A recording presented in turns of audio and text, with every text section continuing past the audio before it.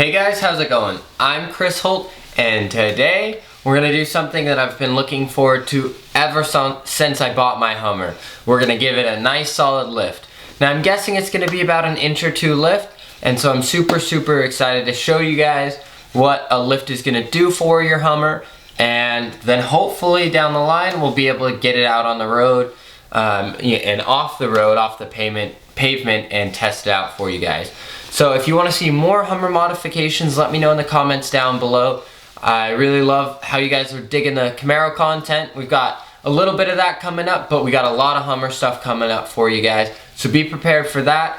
Definitely hit that subscribe button if you haven't already. We're trying to grow, and I love all the love and support that you guys have been giving me recently. Thank you so much. I know I haven't posted in a while, and that's on me, but we're gonna definitely be coming back and doing a lot more frequent videos here soon. So just like that, guys, let's get right into the lift.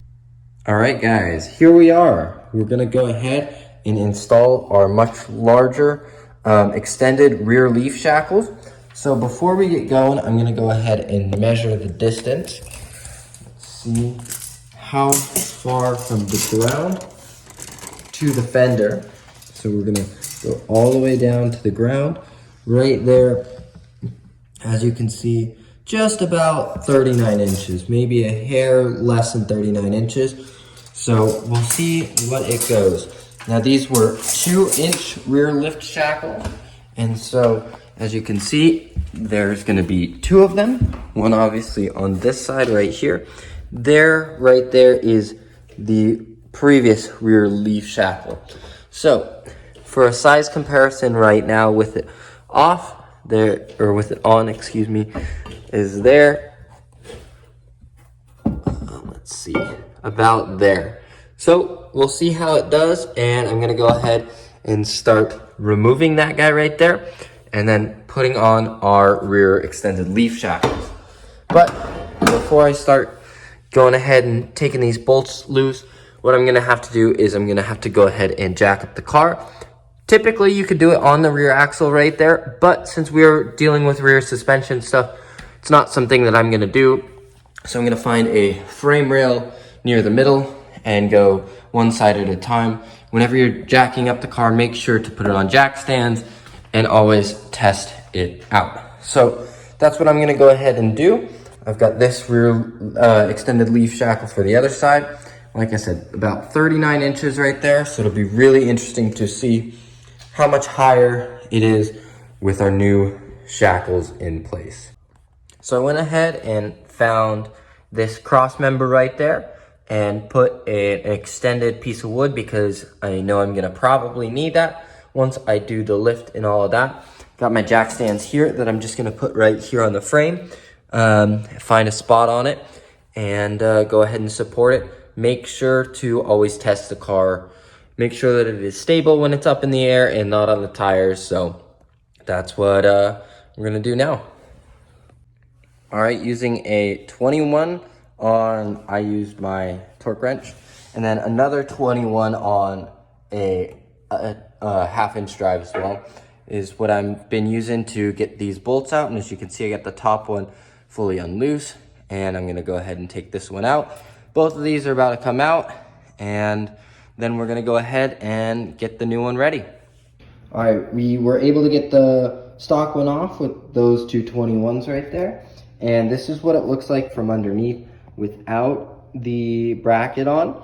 As you can see, they butt up next to each other.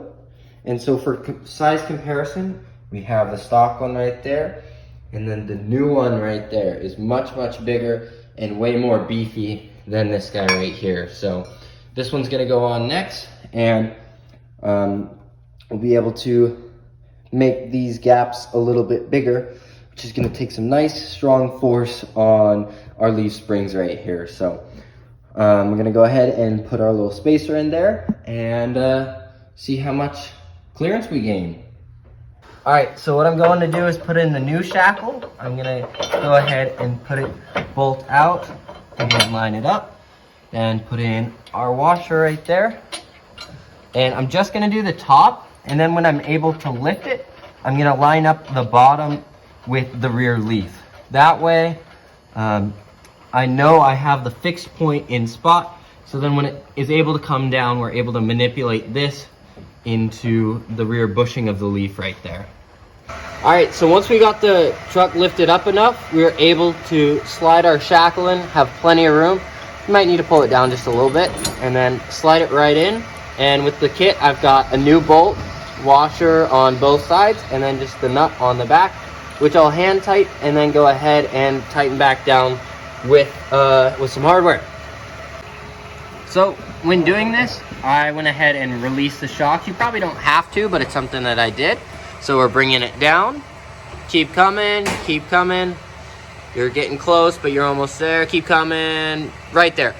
And so we're gonna go ahead and put the shock bolts back in place, and then be able to put it all back together. That's what the new shackle looks like. All right, guys, we let it down, and that's what our new ride height looks like. So earlier it was 39 inches. I'm gonna go ahead and measure it on up and see what it is. I'm guessing we gained about 1.5 inches.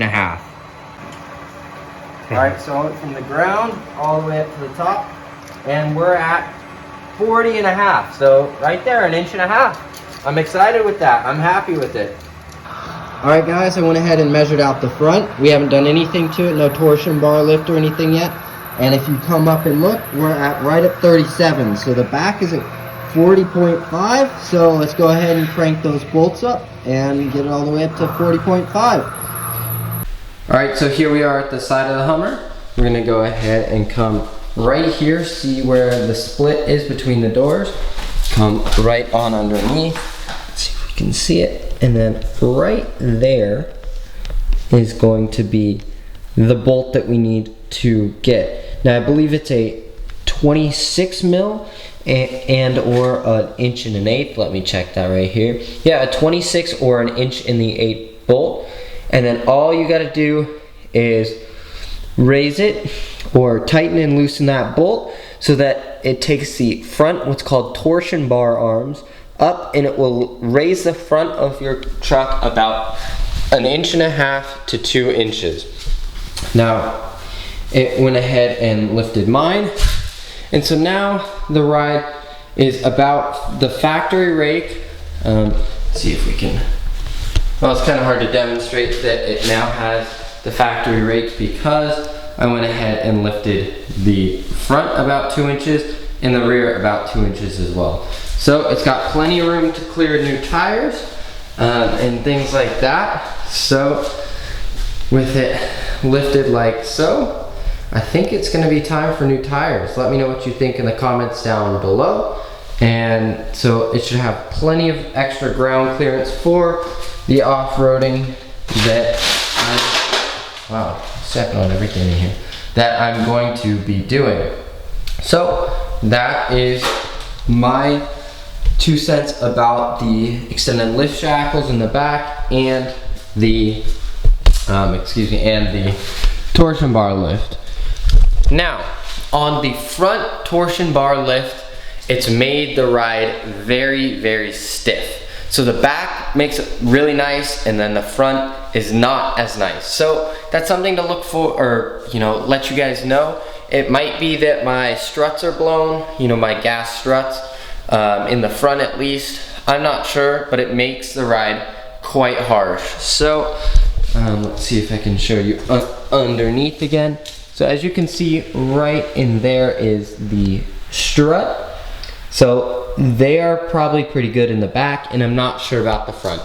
Now that's just something to keep in mind when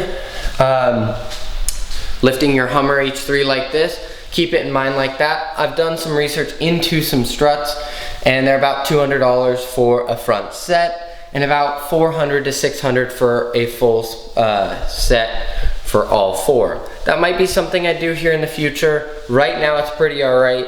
Doesn't bother me. It's got the lift, and let's go ahead here soon. We're gonna be putting on some gnarly wheels and tires, but that is how you guys do a lift for really, really cheap. I think it was 65 bucks all in a little bit of time for the whole project to lift the whole truck about 2 inches. So let me know what you think in the comments down below, and just like that, guys, get ready for some new wheels and tires. So there you have it. That is the rear lift shackles and the front torsion bar lift on my 2006 Hummer H3 Adventure. Like I said here at the end, I got new wheels and tires coming for the Hummer, and I'm super excited for that. So if you guys want to see that, make sure to subscribe. And if you guys have any additional questions about lifting your Hummer, I know it was kind of a cut and paste video a little bit choppy. That was because I did it in multiple sections. I tried to lift it here at my place, but I really needed a lift to do it, which was a bit unfortunate. Just for the rear lift shackles, I find that if you have like a bottle jack or even, you know, just a regular car jack, it's gonna be kind of tough getting it all the way up, especially because you can't lift on the rear suspension, which for the Hummer H3s is kind of weird because the whole place where you're gonna lift it is on the rear suspension. There's not really like a good rear subframe over there to do it, at least what I have found, without one of those like high lift jacks or, you know, off-road jacks. So I took it over to my buddy's place that had a 4-post lift, or a 2-post lift, excuse me. And even then it was kind of weird to get the Hummer up in the air because we had to put it like right where that front torsion bar bolt was. And I don't think I mentioned it, I'm not sure if I did, but that bolt is on both sides, and you want to make sure to mark that and be able to get the proper rotation. That way they're square on either side. Now after doing a lift, it's highly recommended that you go ahead and get yourself an alignment. That way your car is going to drive straight and not have uneven wear on not only your tires, but also some suspension components and things like that. So going in the future, here shortly, I've got wheels and tires for it, and a couple other things for the Hummer.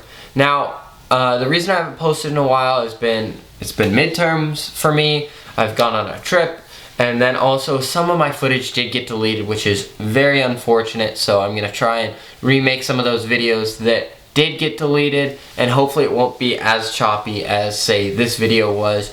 But if you have anything you'd like to see me do on my Hummer H3 or my 2010 Camaro V6, let me know in the comments down below. I'd love to hear from you guys, and yeah. Just like that, guys, I'll catch you in the next one. See ya.